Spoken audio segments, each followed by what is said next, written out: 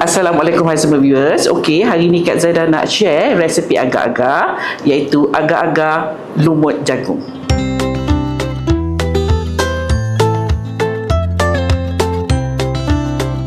Mula sekali kita masukkan gula dan kita masukkan garam, masukkan serbuk agar-agar. Kak Zaidah guna serbuk agar-agar yang warna hijau. Kita masukkan semua. Okey, kita ratakan dulu. Kita masukkan air pandan.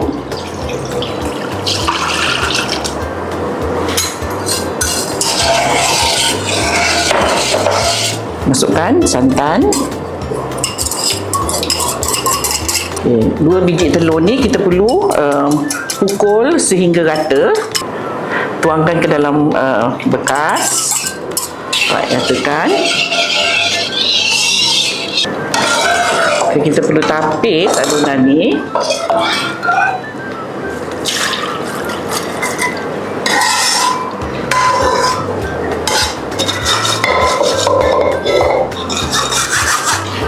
Okay, kita tuang balik dan kita boleh bukakan api ni.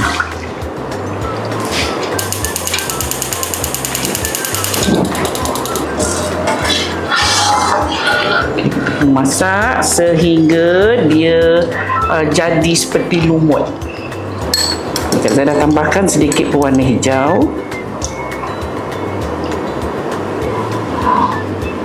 Kita perlu kacau perlahan-lahan.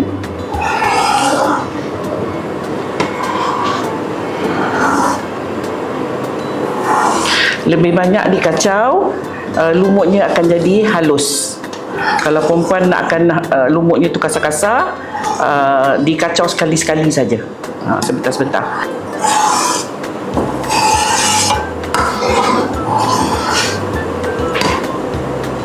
Lepas tu dia mendidih ya. So kita tutupkan apinya.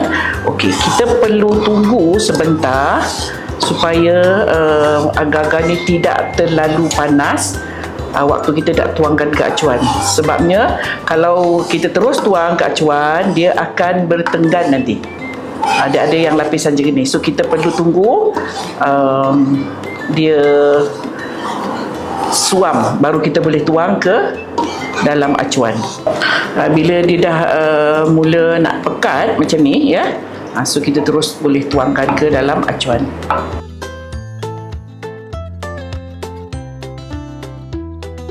Okay, kita perlu sejukkan dahulu sebelum kita letak bahagian jagungnya. Sekarang ni kita nak buat bahagian kedua. So first sekali masukkan kuning telur.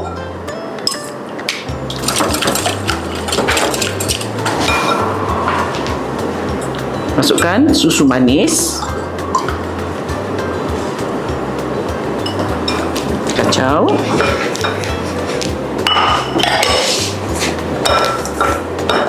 Kita masukkan vanila.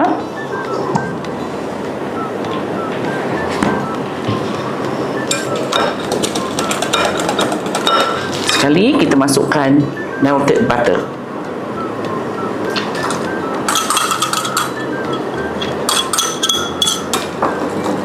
Tekan semuanya. Okey, kita ketepikan dahulu.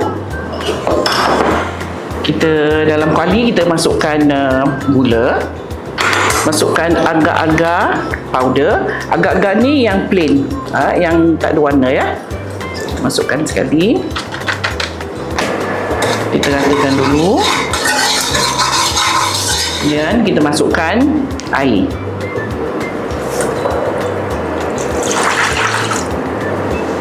Okay, ini dah mula rata. So kita bukakan api. Kita didihkan agar-agar kita ni. Ya, so kita pastikan dia mendidih supaya agar-agar yang kita masukkan tadi ni dia larut.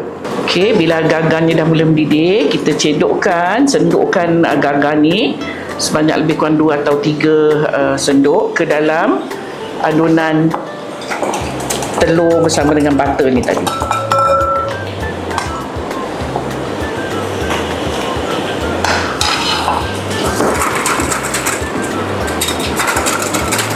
Okay, tujuan kita buat ni ialah supaya telurnya tak masak bila kita tuang nanti. Jadi dia tidak ada ketulan lah. Okay, kita tuangkan ke dalam agar-agar ni. Dan kita masak lagi sekali hingga mendidih.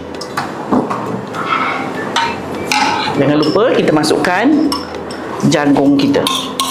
Saya pakai jagung krim ya. Kita kacau hingga sekali mendidih. Okey, dah mula mendidih, so kita tutupkan apinya. Kita perlu tuang adunan ni panas-panas ya, di atas ke atas lapisan yang pertama tadi, supaya dia mudah melekat.